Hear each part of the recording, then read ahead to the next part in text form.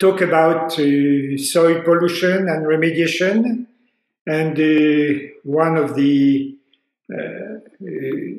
techniques which was developed over the years to recover strategic elements is agromining. So I will develop what is this concept and where we arrived when we came up with this concept so far. So as Anya said, I belong to University of Lorraine. I'm now Professor Emeritus, and I'm still active, of course, doing research, and I have also created my own consulting company, which is called Consulting. So I just do something as a private person. But tonight, today for you, because it's already 8 p.m. now here, I will be talking about soil remediation and agromining on behalf of Université de Lorraine, University of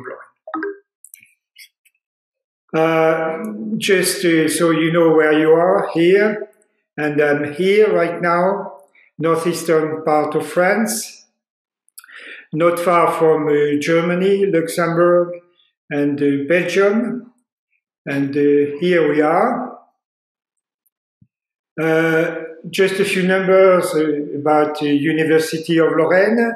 So it's a big university, referring to the universities in France, more than 60,000 students, and the budget you can see, and 60 research centers, labs, and so on. So there is a strong activity in research in the pluridisciplinary manner. So all disciplines are represented at University of Lorraine except astronomy.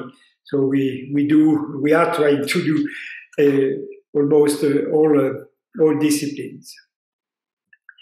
Okay, so the outline I've prepared today is organized in 4 parts. So I will start with an introduction to talk about the environmental challenges. You, of course, are all aware about the problems, but I want to stress on them and on some of them, which are related to soil issues, and then the functions and ecosystem services which are provided by soils, the soil degradation and pollution, and then I will finish with the restoration of ecosystem services of degraded site, looking at the restoration of soil functions, the recycling of soil metals through agromining, and specifically agromining of nickel. So that's the menu. The challenges. So you all know that we are facing big problems. The increase of the world population. I checked the current world population, which is here. It's now more than 7 billion, 0.9. So we are close to 8 billion people on this planet.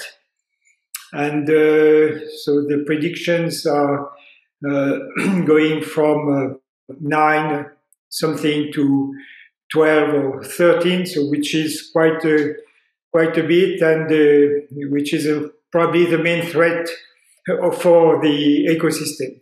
Climate change, collapse of biodiversity, rarefaction of natural resources, the artificialization of ecosystems, and the pollution. So all are big problems which have strong negative effects on the functions and services which are provided by ecosystems.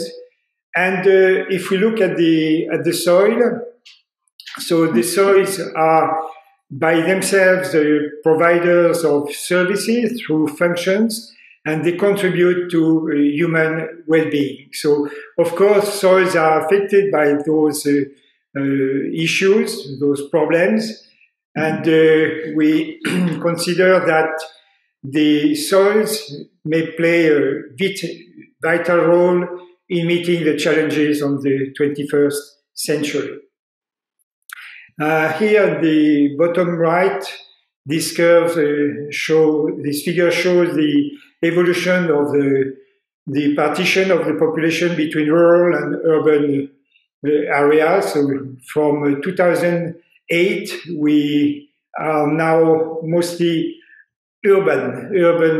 The humanity is mostly urban. So you know probably the Anthropocene. I would like just to remind you that it was proposed early in 2000 by Crutzen and Stromer, but the concept was already proposed earlier in the 80s, if I'm not mistaken. This Anthropocene concept is the recognition of the impact of civilization of the planet, the human footprint, and the Great Acceleration. I will come back to the Great Acceleration. And actually, there are two theories for the starting point. Initially, scientists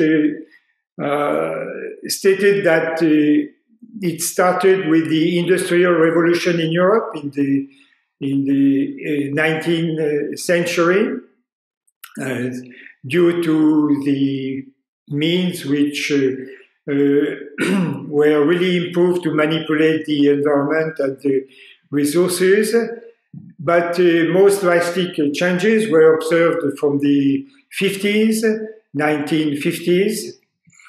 And the second theory is due to the fact that scientists have observed that there is a strong footprint from 3,000 years before present.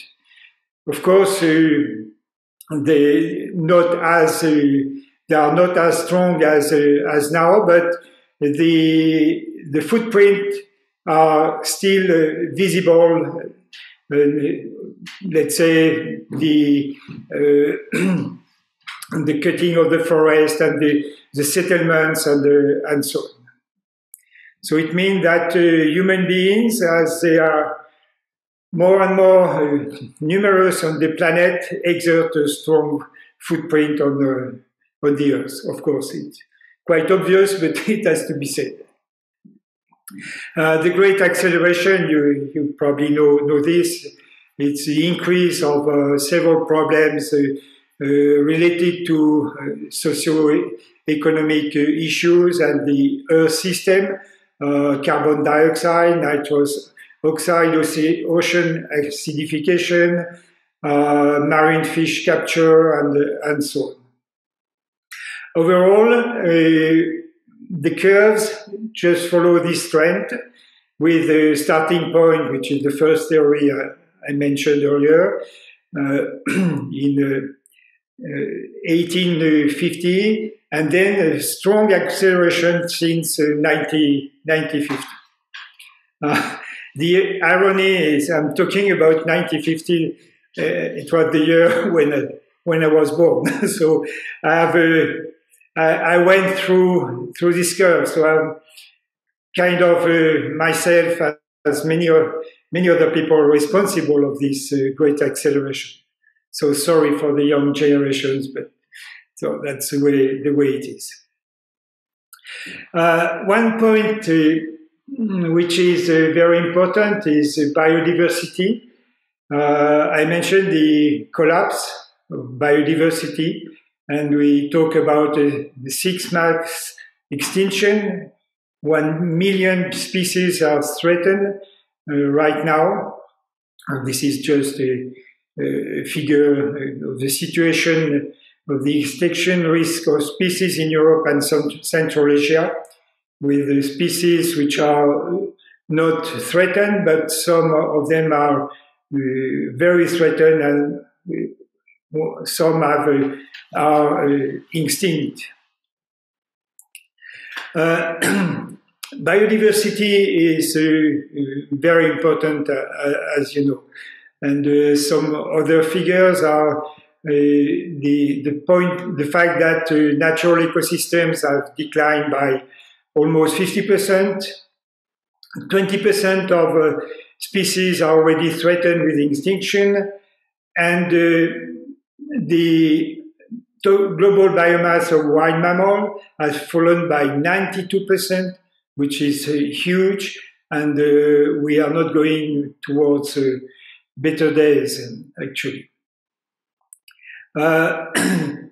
You probably know, but it's important to mention it, IPBES, which is the intergovernmental platform for biodiversity and ecosystem services, and it's the equivalent of IPCC for biodiversity.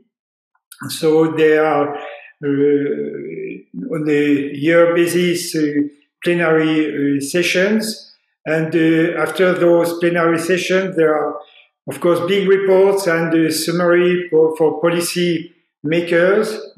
And I just mentioned this one, which was produced in Paris in 2019, and call for conserving and sustainably using nature for 2030 and beyond may only be achieved through transformative changes. Transformative changes. It's a concept which is now really developing. It's very important. We have to change the way we live, the way we manage the society on different aspects like economic, social, political, and technological factors, and many other. All these aspects which are the society. So we have to go to these transformative changes. Another point is the MEA, Millennium Ecosystem Assessment, which was called by the United Nations Secretary General Kofi Annan in 2000. And more than 1,000 international experts have produced several reports, among them 6 synthesis reports, to assess the consequences of ecosystem change and the services they provide for human well-being. So you have a list of some of the main services. And the main findings are we are in bad shape. I mean, the ecosystems are in a really bad shape. Over the past 50 years, so it was in 2000, so starting from 1950, humans changed the ecosystem more rapidly and extensively than in any comparable period of time in human history. Unfortunately, the degradation of ecosystem services, referring to those reports, could grow significantly worse during the first half of this century. So 20 years later, we can say that this assumption was really correct. Unfortunately, just if we look at what's done on this planet, one example is Amazonia, which is shrinking every day, and we are losing a lot of species, of course, a lot of ecosystem, a lot of species, a lot of resources.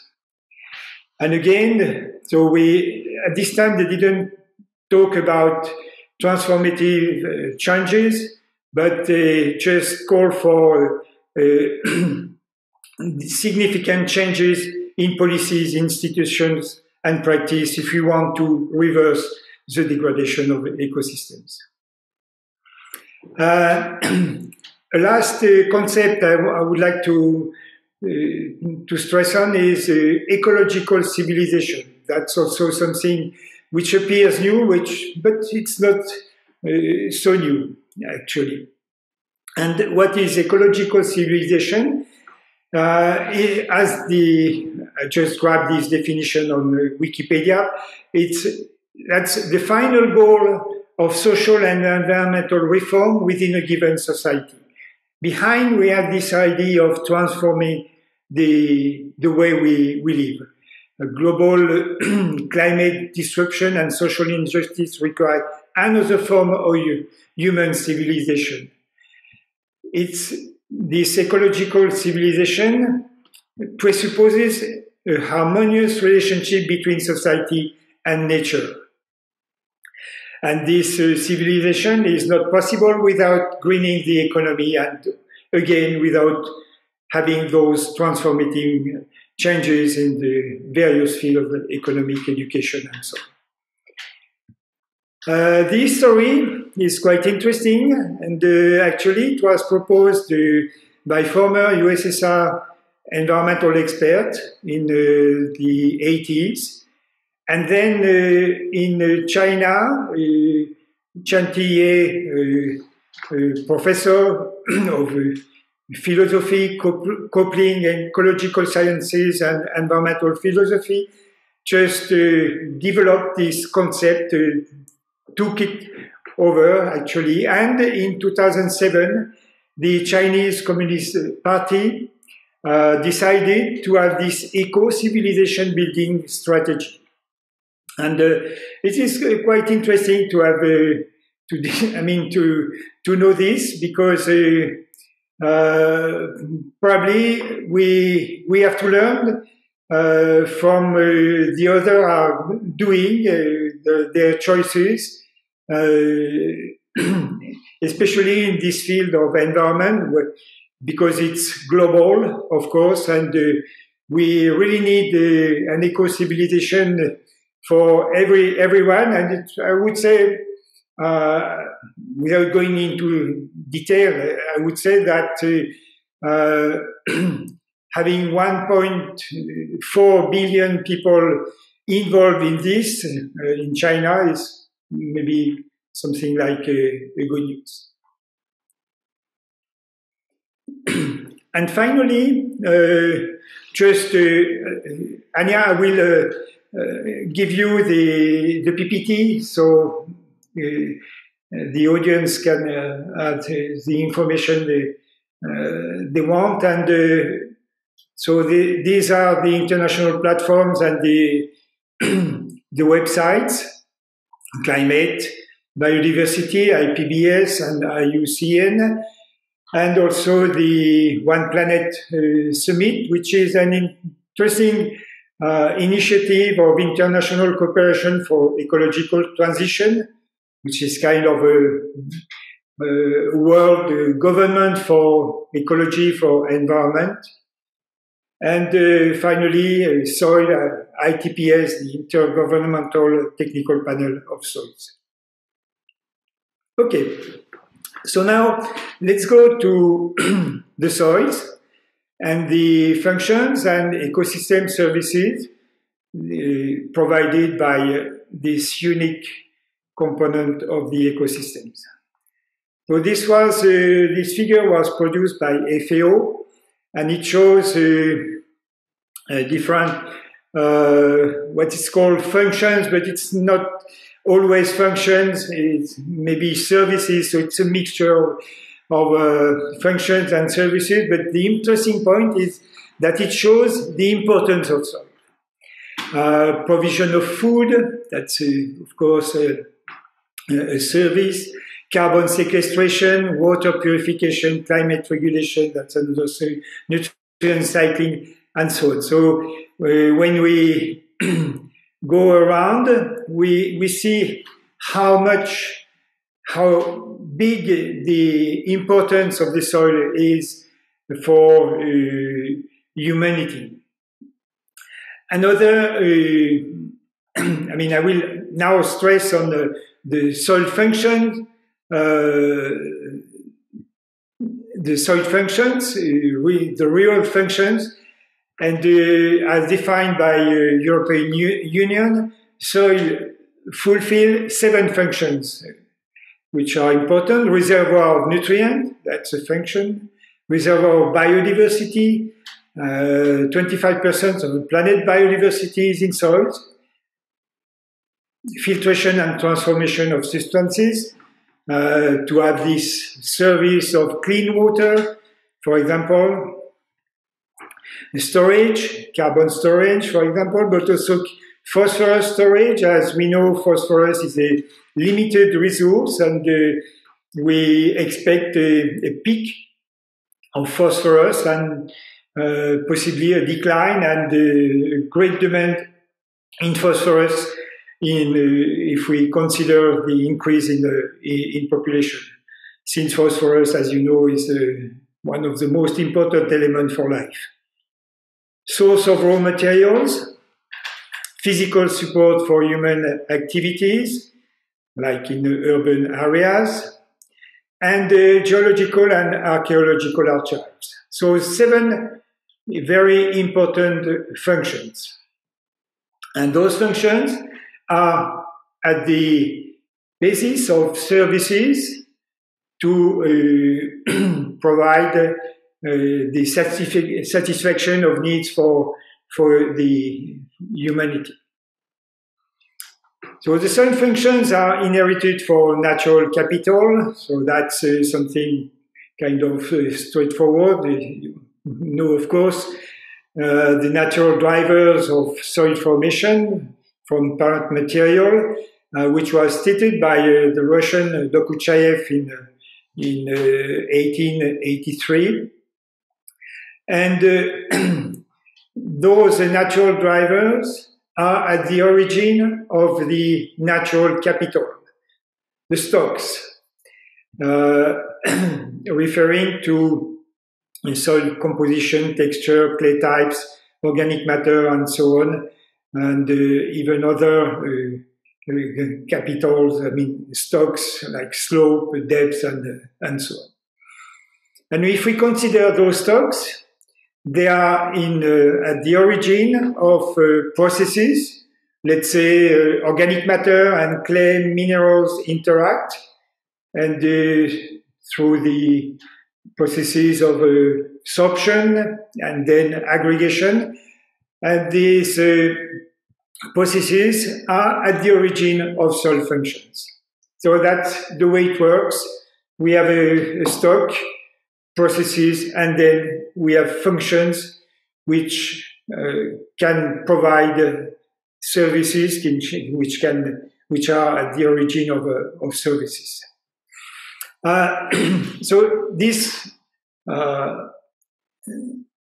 this figure was for the natural environment, still operating in forest, in environments where human beings are not very present. But now we know that humans are the main driver of soil evolution in some places, let's say in urban areas, but also in agricultural areas and many places where humans actively transform ecosystems.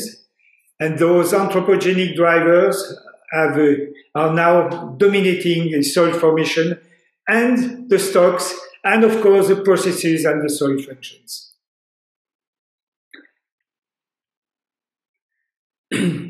Rapidly, so you probably know that the services which can be obtained from soil, 3 groups: provisioning, regulating, and cultural services, like food, wood, fiber, raw material for provisioning, regulating water storage, pollution attenuation, climate change, biodiversity, and so on, and cultural services, recreation, tourism, aesthetic, education, and even spirituality,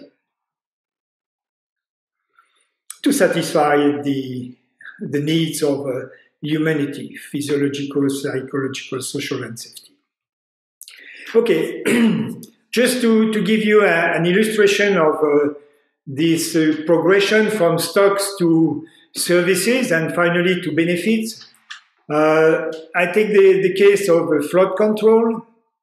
And here on this photo, you see the cars that after heavy rain in the south of France, it's very, very frequent now in France and in other countries, of course, but every year we have this kind of problem. Let's start from the beginning. So we have the stocks. And the stocks here, which are important, are clay and organic matter, which are at the origin of the soil structure and which determine soil porosity and then the water infiltration. And to do that, we have processes, aggregation processes, and these processes lead to water infiltration, which is the function of soils. And if this function is not functioning well, so we have that kind of problem. So soil, to this extent, provide a service, which is the flood control, and to provide to a citizen a safe environment, and which is the benefits. Everybody can understand these benefits. And those benefits have an economical value, of course, which can be calculated quite easily from the insurance. Of course, they have to pay, the insurance have to pay, and they know how much they pay. And finally, we can complete the cycle. We are able to somehow to give an economic value to this soil, the aggregate and the functions, and to the stocks and so on. So that's the way we can consider the functioning and the services provided by soils. And soil seeding, of course, is the main problem in this case. And this is one of the main problems in urban soils, urban areas. Well, the third point I wanted to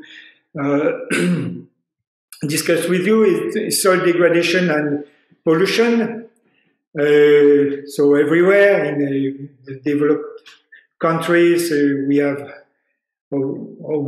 had big industry like here. This is in our region with the steel plant here, and associated to the steel plant, a cookery, and so this area is highly polluted. And there was not only one plant, but many areas, and this region was very prosperous in the past until the 80s, and then everything closed, and people were fired, and they didn't have jobs, so there were many social problems, and of course pollution problems, because for example, a cookery produces a lot of organic compounds, polycyclic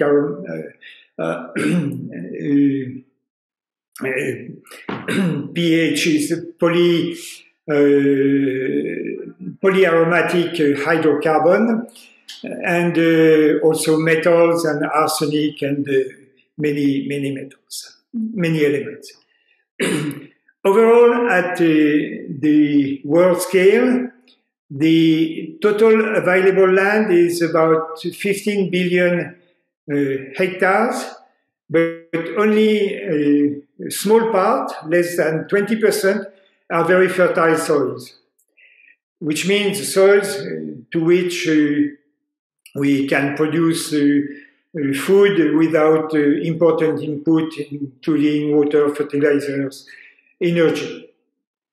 And more than 50% of the rest are of the lowest fertility class, like sandy soils, salty soil in very cold or hot climates. and an estimation of 300 to 400 square kilometers are irreversibly degraded per day due to urbanization and every transformation, mining, and so on. So remember, there are 7 functions important, and there are 8 degradation processes: erosion, the decrease of organic matter, compaction, loss of biodiversity, landslide, salinization, pollution, and seeding, all due to human activities, including agriculture, forestry, urbanization, and so on. Soil sealing is a problem, especially in countries which are not as big as yours. This is an example of a former agricultural area here, and so you can see that the urbanization is just eating land. And overall, due to this decrease, but also to the increase in the number of inhabitants on the planet, so the arable land per inhabitant is sharply decreasing. So that's really a big issue for the future of humanity. How are we going to feed people? We know that we are now in a period of world crisis, and people are already suffering of food depletion, and so it's probably unfortunately, just the beginning. In Europe, the industrial activities have left more than 300,000 contaminated sites. Some of them are very large, like those examples, and they need rehabilitation for economic redevelopment or not, maybe also for ecosystem redevelopment, not only economy, but also ecology. So for that, they were studied thoroughly to increase knowledge and also to develop technologies. And now they are considered as a resource, even if they are not aimed at housing or new industrial activities. And I will develop that later. This is France, and you have the brown dots show you where the industrial sites are or where. So here we are, here I am. And in some places, this is this region here.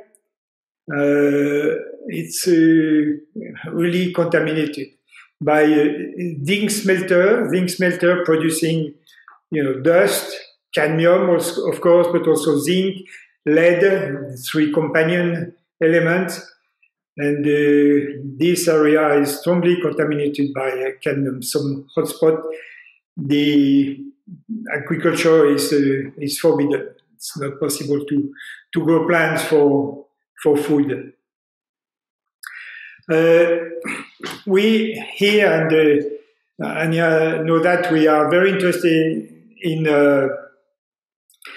urban soil, industrial soil. This is a palette of soils we can find in industrial sites, which are quite interesting. If we consider the aesthetic, they are completely different than natural soils, and but they are of interest. Some scientists, some pedologists, soil scientists say, well, they are not soil, they are non-soil. Non-soil, of course, they are soils, because this site here is now this one, after the industry was dismantled, and the time going, plants installed, and a new ecosystem developed. And so we have a soil plant system. So they are soil and they function as soil, even if their functioning is somehow a bit strange in some cases, but not always. Mining activities are also at the origin of the strong destruction of ecosystems, and they can produce AMD, acid mine drainage, which is harmful for adjacent ecosystems, but also acid mine drainage can bring to fields. This is a paddy field in China. They can bring metals. Here you have more than 1,000 milligram zinc per kilogram, which is huge. Same for cadmium and lead. So those soils are strongly polluted, and cadmium is an element which can be transferred easily from the soil to the plant, and especially to the grain, rice grain, and producing unsafe food. Anya is very familiar with garden soils, and I just want to show you this issue, the contaminant in garden soils, which are originated from the substrate. Substrate could be natural soil containing metals, for example, and landfill. The inputs over the years by the gardeners, the deposits in the vicinity of roads, industry, and so on. And time is very important, time of gardening, for example. And here, this is a study which was conducted quite a long time ago, and with more than 100 garden soils. And we observed that, for example, cadmium was twice higher than in garden soil than in agricultural soils. The same for copper, lead, and zinc. And this is something which is quite frequent to have contamination of garden soil.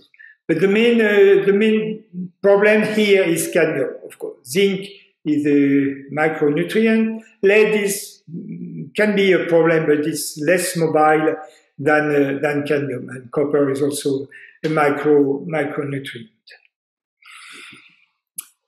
So to deal with polluted soils, there are several ways. I won't go into detail, but just to remind you how we can do that.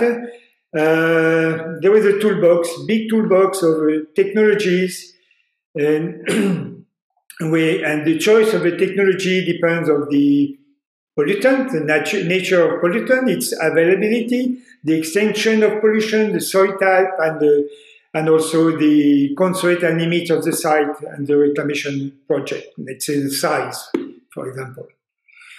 And soil treatment may operate in situ, on site without excavation, which is the best, considering the CO2 emission, for example. Excavation is very demanding in energy, and then, of course, it produces a lot of greenhouse gas. And on site with excavation, confinement, and also off-site. So the soil is excavated, transported with trucks, and then ends in landfill or treated further, long distance from the site. So it is really not a good option for regarding greenhouse gas emissions. But in France, still 50% of the soil is treated that way. Just excavation, and it's the dig and dump strategy. Looking at the technologies, so there are chemical technologies like chemical oxidation, reduction, physical techniques, thermal desorption, washing, venting, depending, of course, of the contaminant. Thermal desorption is really adapted for persistent organic pollutant, washing for metals. And finally, the biological techniques. First option is to stimulate the development of microorganisms by the introduction of water, oxygen, and nutrients. And the second option is phytoremediation. So the first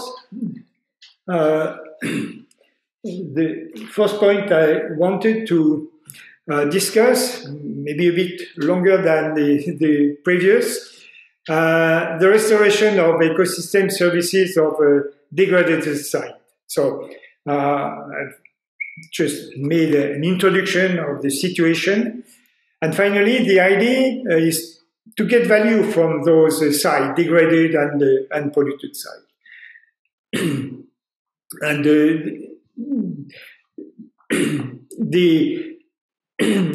I'm sorry, my throat is not well. I was just suffering COVID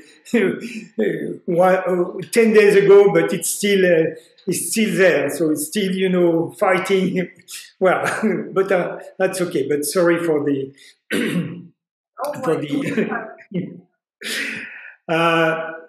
So if we look at the degraded site, if we consider its resource, so we can have this strategy. So it's a land resource, sustainable cities, the citizen, they want a large array of ecosystem services. And then to do that, of course, the managers have to decide for soil treatment and reclamation of soil function based on chains of technologies. And at the end, they get services and new value, including monetary and non-monetary value. So again, the same figure. So we can go from brownfields to services. So the idea is to mobilize nature-based solutions like soil construction, I will develop.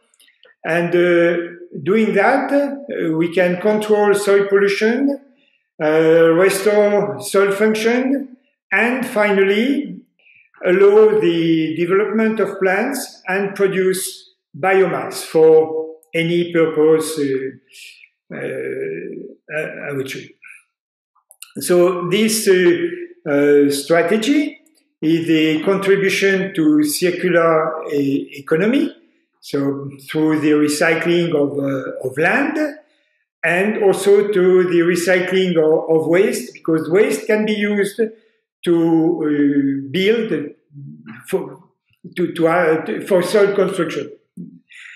And at the end, so this strategy improves ecosystem services, provisioning, regulating, and so on. So you probably know what's a nature-based solution, so I will skip this one, and I will go directly to the restoration of soil functions, which is the prerequisite for restoring ecosystem services, considering that the soil is the main component of terrestrial ecosystems.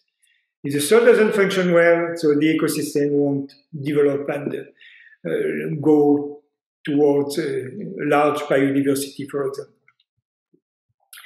Soil construction, which was developed 20 years ago, we have had a contribution in my group, can be considered, we didn't call that a nature-based solution at this time, but now we can say it's a nature-based solution because it's we mimic soil development. We, as pedologists, we know what's a soil at least and how it evolves, and we try to reconstruct the characteristic of the soil to have a soil which is close to a natural soil. And the idea is shown on this figure. So that's the origin, natural soil degraded by the industry, and after the industry closed, the soil was cleaned, and the strategy is to build a new soil using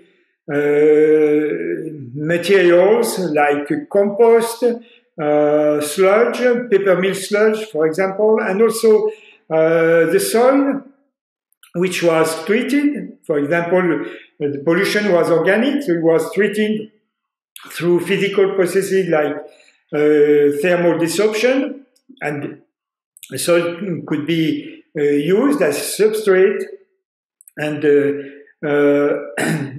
a soil profile could be developed that way and allow the installation of plants and their growth and development. So just an example of what we have done at real scale: 1 hectare, 8,000 peppermill sludge, 8,000 treated soil, 4,000 tons green waste compost. So you have the materials here and the soil and the ecosystem after restoration. So 1.2 meters deep. So it's really a new soil over the bottom. With the peppermill sludge here was aimed at reducing the transport of potential pollutants through to the groundwater, like a barrier. And if we consider the services from this soil, that's a real soil, which is called the technosol because it's made of technique material, as I showed you. Technosol. It's a group of soils of the world reference base for soil resource, which is the international classification of soils, so technosols. And on these technosols, we can produce biomass to obtain energy, fibers, and metals. I'll develop that in a moment. So, provisioning services, biomass for industry, but also biomass for food. We tested this option, and this is a cereal, triticale, which was cultivated for 1 season, and the production was quite good without any problem of contamination by pollutant. Formerly, there was here a cooking plant, and now the landscape has completely changed. Thanks to the soil construction strategy. And the regulating services, increase of biodiversity. When we have a look at soil fauna, for example, year 1, year 2, year 3, year 4, so you see there is an increase in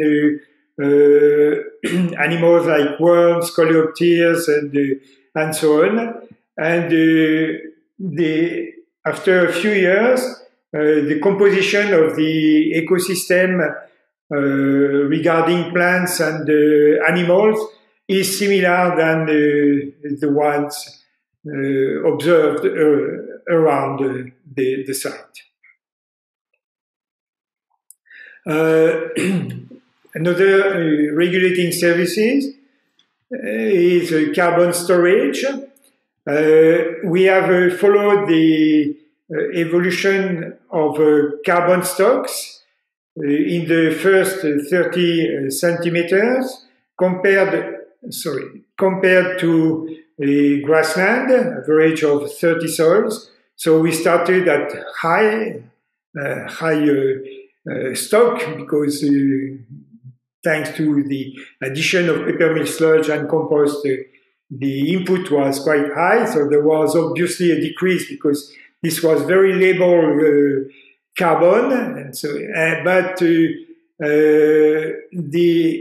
we can see that the decrease stopped, and then we observed a slight increase, which was due to the production of roots. And roots are very important in the stock of carbon. So, which means that this strategy is quite positive for carbon storage. Well, so we can say we could use those brownfields to store organic matter for a long time and to contribute to the zero carbon emission, zero CO2 emission. I skip this one. And finally, the recycling of metals, which is another advantage of soils or any substrate which contains metals, using these agromining processes, which is the use of plant to recover strategic elements from various environmental matrices. You see this photo on the top left. So that's a tree trunk, and it was cut, and you can see green sap. The green color is due to nickel. So there is a high amount of nickel, almost 10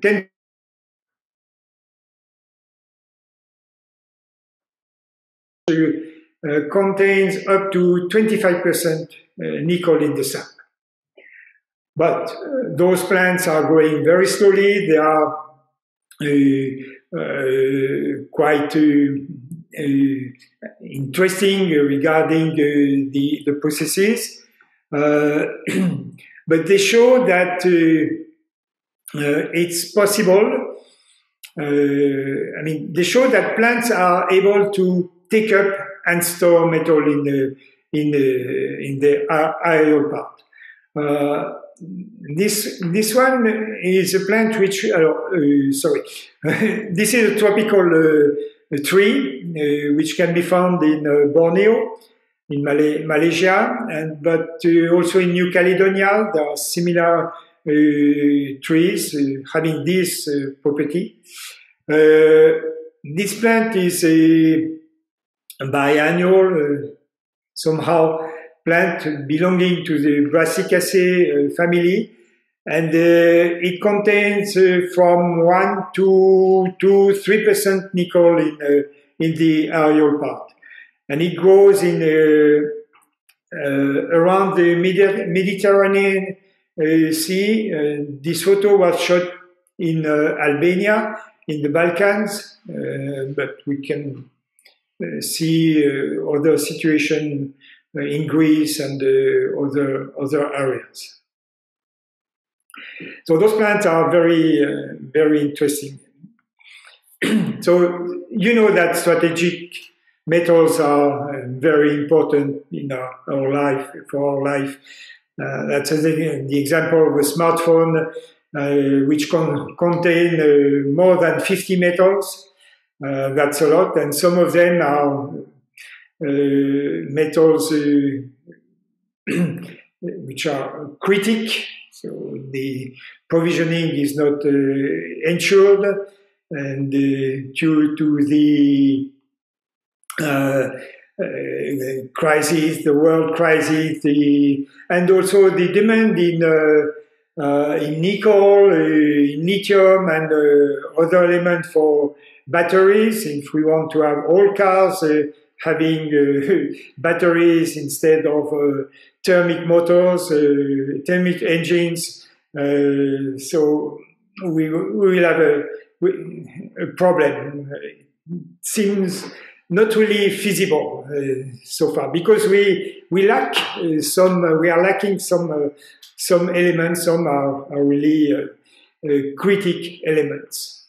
So we have to find all the ways to ensure the provision of strategic elements, including recycling, circular economy, and why not agromining.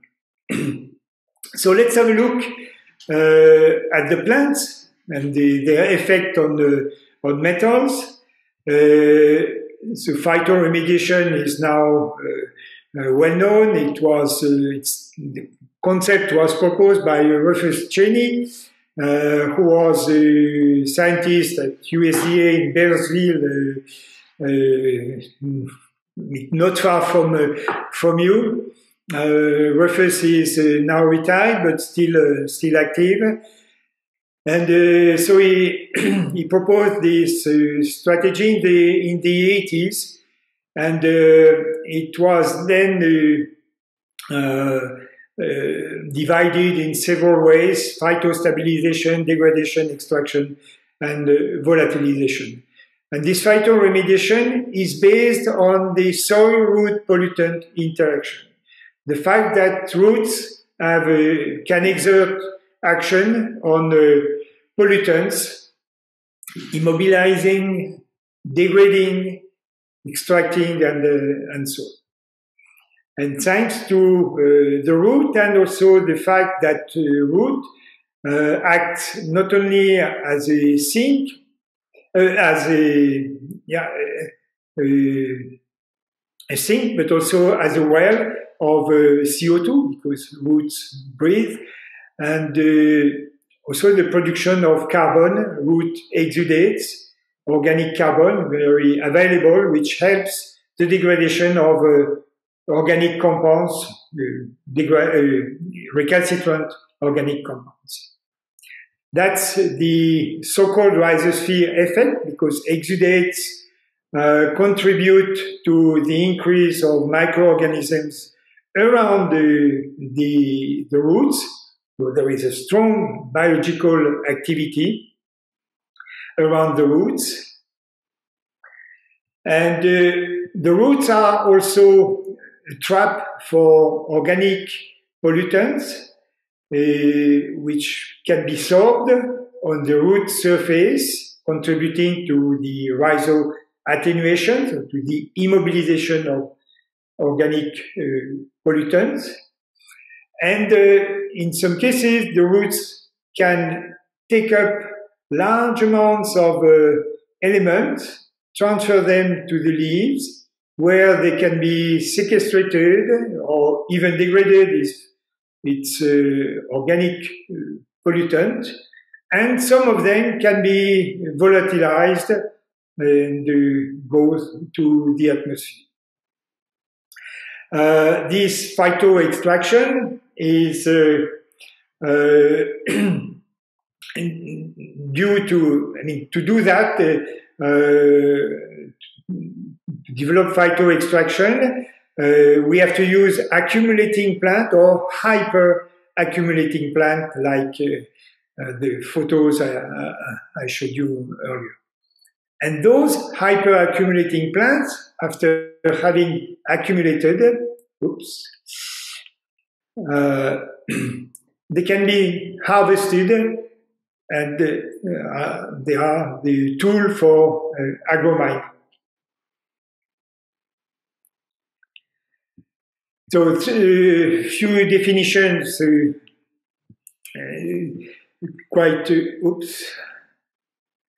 a few definitions. Anya, I'm okay with the time? Yes, yes. That's enough. Okay. So phytoextraction is the branch of phytoremediation. As I showed you, it was proposed by Rufus Cheney. And Rufus also proposed phytomining, which is the process of using plants to remove elements of interest from various matrices. And agromining, I proposed, actually is we consider the entire chain of processes, which means the agricultural processes, including soil tillage, sowing, and so on. All the operations which go to harvest, and then the hydrometallurgic processes which are applied to the harvested biomass to produce commercial products, commercial metals. So that's the idea. Like, you know, producing bread, actually. It's a whole chain of processes from the soil to the bakery.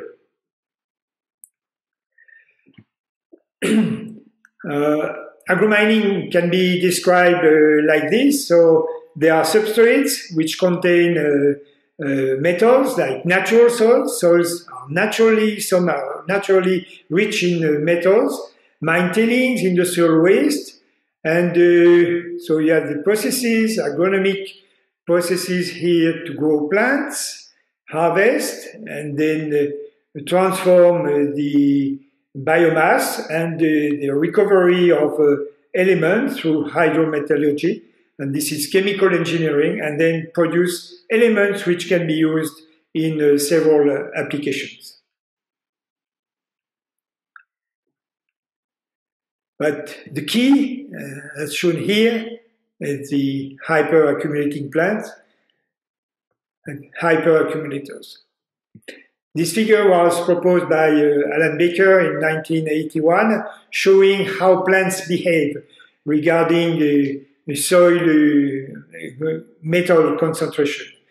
Some plants explode, except when they reach too high concentration in soil, so there is a disorder in the functioning, and the metals can enter the plant biomass. Some plants are indicators, others accumulate, so there is an increase in the concentration, and some really hyper accumulate. An example, just to show, to put that in perspective, that's a normal plant. So this is a table in my garden in winter. So, and the thickness of snow here, 0.2 meters, and here furniture, and that's a plant growing on the polluted soil, so which accumulate, and hyperaccumulator that's 3 times this church tower up to 200 meters. So about times 1,000. I mean, about 1,000 times the content in a normal plant. Again, some examples. There are now about 1,000 plants which were identified, able to accumulate elements, metals, and also arsenic. And you can see nickel is the element which is most accumulated. There are many plant species which can accumulate nickel. Arsenic, that's a fern. Cadmium, zinc, and rare earth elements, selenium, aluminium, and so on. Example here of cadmium and zinc hyperaccumulator, which grows in the south of France. And it's quite interesting because it can take up 3,000 milligram cadmium per kilogram in the dry matter. And nickel hyperaccumulators. So the ones I showed you earlier, the colleague is sampling the sap here. This is in New Caledonia, more than 3%. The plants I showed you earlier. And another one. There are many nickel hyperaccumulators. And interestingly, those metals are present at similar concentration than that of major nutrients in the plant tissues, like nitrogen, phosphorus, and potassium. And it's really a performance for the plant to live with such an amount of metals. Some examples, you can see the diversity in shape and color of the plants. They are all found in the Balkans, Albania, Greece, Kosovo, and so on. I skipped this one. So what is the fate of hyperaccumulators,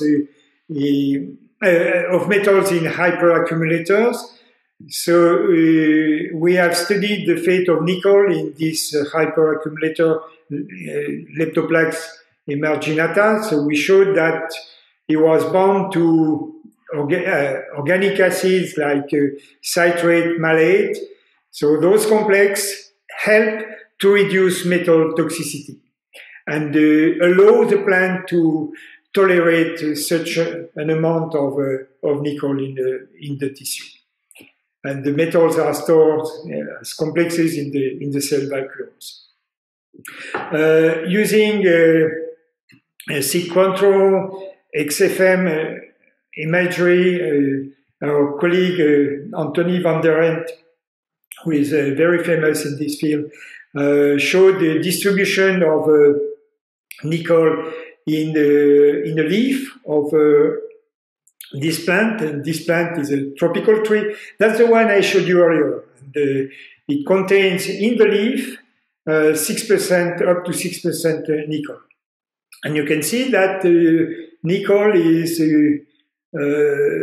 concentrated in the epidermal cells, while calcium is there.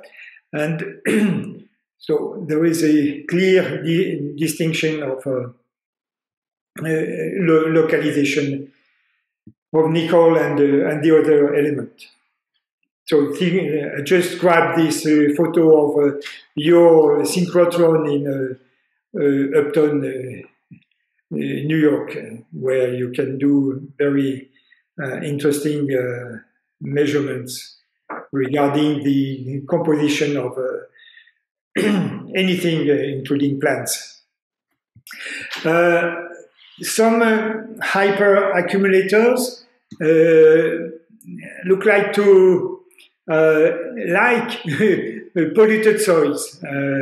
Long time ago, we have run this experiment. That's a riser box with the non-contaminated soil here and hotspots of contaminated soil. The soil came from a zinc smelter and contained a high amount of zinc, cadmium, and lead. And we showed that this plant, which is Nochea caeruleans, the name has changed. It was called Class P at this period. And anyway, the roots developed preferably in and around the hotspots. So it showed that there is a demand of the plant which looks to be satisfied by the hotspots, and so the roots are confined there. Then to illustrate agromining, to have the whole chain, which goes from an industrial site Anya, you probably know this site, you remember. Yeah, but of course we didn't run agromining there, but it's just an illustration. And so using this plant, and going to the total. Agromining can be run on brownfields, mine sites, industrial byproducts, and also on natural soil, ultramafic soils, which are quite rich in nickel. And the plants, the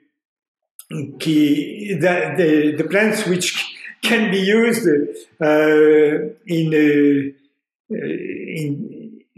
our area are those ones, Alyssum, Leptoplax, Bornulera, and you have here the distribution.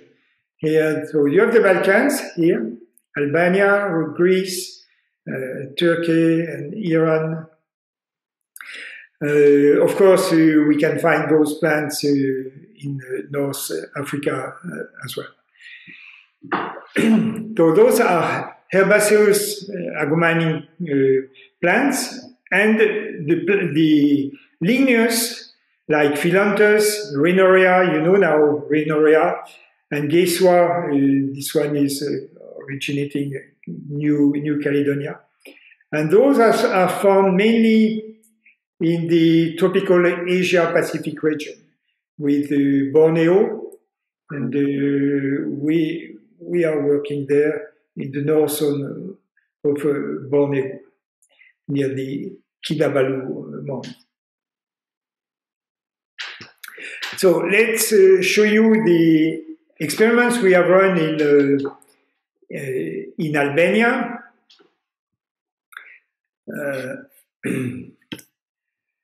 In Albania, you have many. You have a large surface of ultramafic soils. Those ultramafic soils have a low fertility. They are very rich in magnesium compared to calcium, and the presence of high amount of nickel induce toxicity to many plants, except plants like this one, the yellow one, which is Alyssum. So for that reason, farmers are really poor, and there is a strong exodus towards the city. 10% of Albania is ultramafic soils, in black, this figure. So it started a long time ago with a former PhD student, and we went to, it was in the early 90s, after the opening of this region. We had a prospection for plants, and we published this paper, which shows that there are many plants containing high amounts of nickel. Of course, at this period, we didn't think about phytomining, agromining. We are just curious about the diversity and the capability of plants to take up and accumulate nickel. To go from botany to agriculture, so you have to optimize the cultivation through nutrient management, adjust the pH, soil pH, add amendments, add organic matter, and also manage the plant density, weed control, plant breeding, and so on, to improve the cultivation and increase the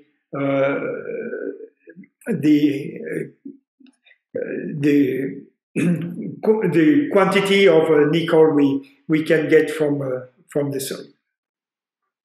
So we started from there, and we went to there. So plants grew well with those operations. And with this lady here, who is Aida Bani, she was one of my former PhD students, and she ran experiment in the field for several years. And you see here on this figure the increase of nickel in the plant, the quantity of nickel which was extracted per hectare per year.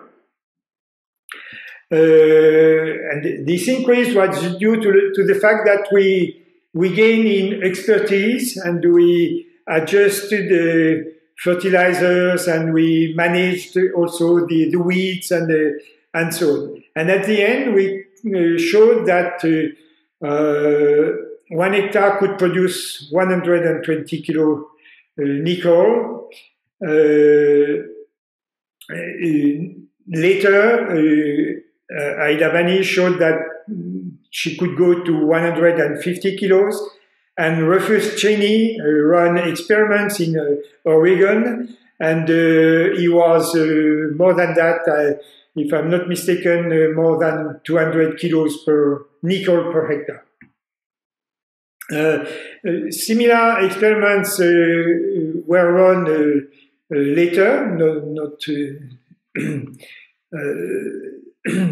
quite recently, I should say, with several plants. Alison has changed of name, so I won't go into the detail. That's the same here. It's not flowering yet. It's still green. Oops. It's still green. And this is another one, Leptoplax, and Bormulera marginata, that's another one. And with Bormulera, the harvest, the performance reached more than 150 kilos per hectare, which is quite promising, of course. In the tropics,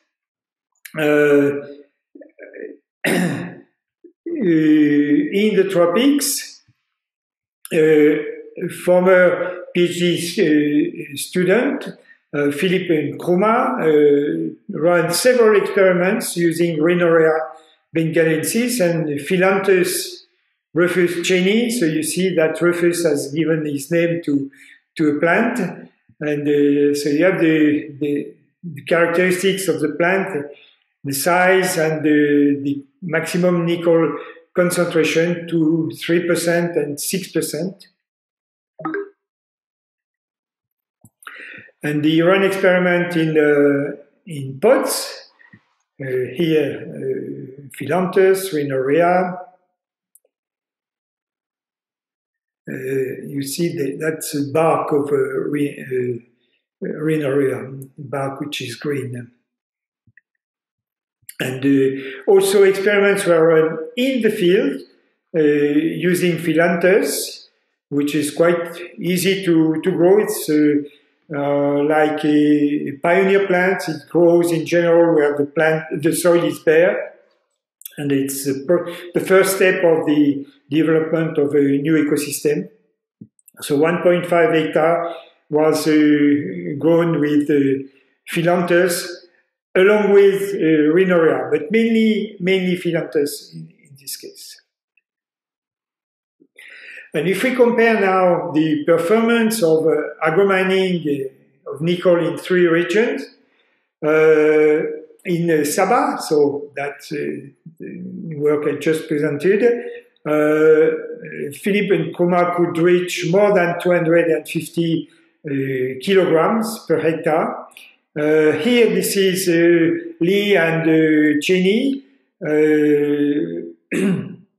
Actually, was the first to publish about phytomining, and in Oregon, he obtained 200 kilograms per hectare, and in Albania, so we can say that we are now 150 kilograms per hectare. That's quite significant. Of course, far from what a regular nickel mine can produce, but anyway. Then, and almost close to the end, when you have the biomass, so what do you do? There are several steps: drying, combustion, lixiviation, hydrometallurgy. The combustion is to reduce the biomass. And here you can see that the ash may contain up to 20% nickel, which is quite rich. There is no nickel ore on this planet which contains that amount of nickel. Lixiviation allows to recover elements of interest like potassium, which can be reused as a fertilizer. And also we can recover magnesium, which can be used in several utilizations. And for nickel, so there are several steps. I won't go into the details, but we obtain the salts, oxide, various formula according to the demand in the compounds by the industry. So that's the whole process. That's the composition of the bio-ore. Here, this example shows 24% of nickel. Potassium is very high, 20%. So it's important to recover potassium and recycle it, and so on. Silicon is also at high concentration, and silicon is an element of interest. I won't describe this, but just to show you the different steps of the production of nickel salt here. So it's quite complicated. This is not my field. This is chemical engineering. To develop agromining, we have combined efforts of agronomists and scientists of chemical engineering, and it worked pretty well. And at the end, we created a startup, which is called Econic, and the Econic produces biosourced elements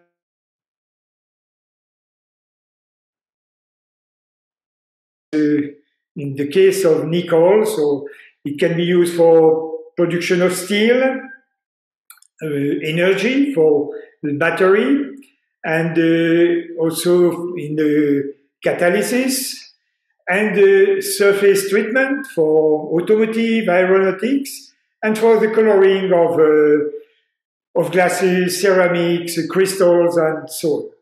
And we had we still have a partnership with a very famous crystal maker in our region, which is called Dome. And Dome uses nickel oxide, regular nickel oxide, and we have substituted their nickel oxide by this biosource one, which is still nickel oxide. Chemically, it's the same, but the origin is different. And this turtle, which is an endangered species, is biosourced colored, I could say. And finally, if we look at the benefits from agromining run on ultramafic land with local farmers, so it helps to have farmers staying in their village, not going to the big cities, and they produce nickel. I checked this afternoon, nickel is quite high now, $33,000 US dollars per ton. And beside this monetary value, there are many other services like energy, landscape, biodiversity, and so on. And there are other elements which can be used, which can be agromined, actually. We have tested cadmium. Now we have a project with our colleagues in Quebec, in Canada, for cobalt and rare earth element. We have a big project running since a few years with our colleagues in China to recover rare earth elements present in former mine sites. And one of the big challenges is the recovery of platinum and gold, but that's really tough. Today it's just a project. It's not. We cannot say that we are able to agromine those elements. These are examples of elements. We tried scandium, but it didn't work well. There are many also aluminium hyperaccumulator. That's also an element of interest. Well, to conclude, back to the beginning, we have to have in mind that ecosystems have reached a catastrophic level of degradation, and this will unfortunately continue beyond 2050. The states are very committed, but the objectives like the IT objectives are difficult to achieve. Maybe you know that this year the COP15, which was originally scheduled in 2020, then 2021, and now 2022. It will be held in Kunming, in China. So it will be very, very important. But so we put big hope on this plenary we expect very positive decision, especially the transformative change I talked earlier about. Of course, we all know that we have to promote, it's easy to say, but it's difficult to do more sober society and more sustainable ways of managing natural resources. And education is very important, of course. Back to soils, they are a primary component to mitigate global change. They are in general in a poor state, and some need remediation. And the restoration of soil function is the starting point of ecosystem restoration, then ecosystem services provision. And the contaminated soils, as I tried to show you, can be considered as a resource of strategic metals in the idea of circular economy, and using agromining as an example of a sustainable industrial strategy. Thank you so much for your attention.